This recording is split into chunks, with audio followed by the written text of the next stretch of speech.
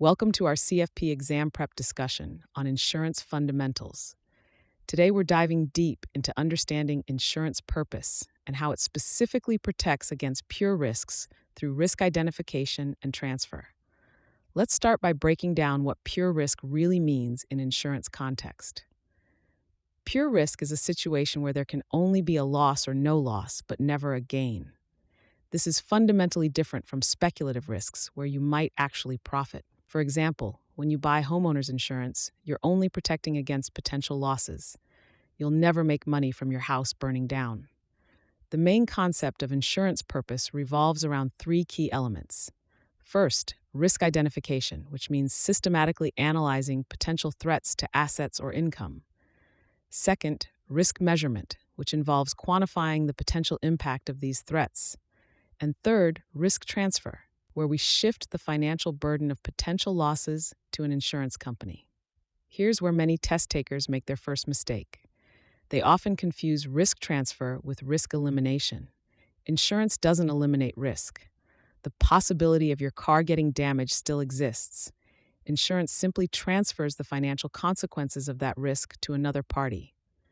Let's use a practical example that often appears on the CFP exam. Consider a 45-year-old client who owns a $500,000 home in a coastal area.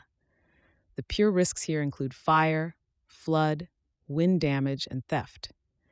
When we identify these risks, we're not just listing them. We need to understand their probability and potential impact.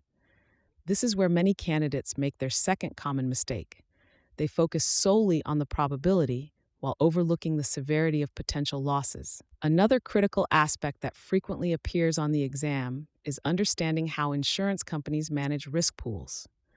They group similar risks together to make losses more predictable. This is why your auto insurance rate is affected by your age group and location.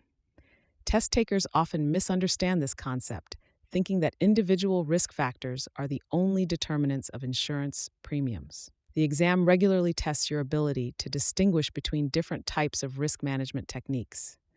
Insurance is just one method.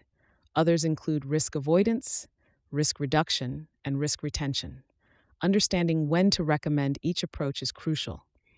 A common exam trap involves scenarios where insurance isn't the most cost-effective solution. Here's a practical tip for the exam. When you see questions about insurance purpose, remember the law principle. L stands for large potential losses. A represents affordable premiums. W means worth the cost compared to potential losses. This framework helps evaluate whether insurance is appropriate in different scenarios. Let's wrap up with a key point about risk transfer in different insurance types. Home insurance transfers the risk of property damage and liability. Auto insurance transfers collision and liability risks. Health insurance transfers the financial burden of medical expenses. Each type has its specific role in risk management. Remember, the CFP exam often presents questions where you need to evaluate whether insurance is the appropriate solution for a client's situation. Don't fall into the trap of automatically recommending insurance for every risk scenario. Sometimes risk retention or avoidance might be more appropriate. The most successful candidates understand that insurance is about financial protection, not profit generation. Keep this fundamental principle in mind when tackling exam questions about insurance purpose and risk transfer.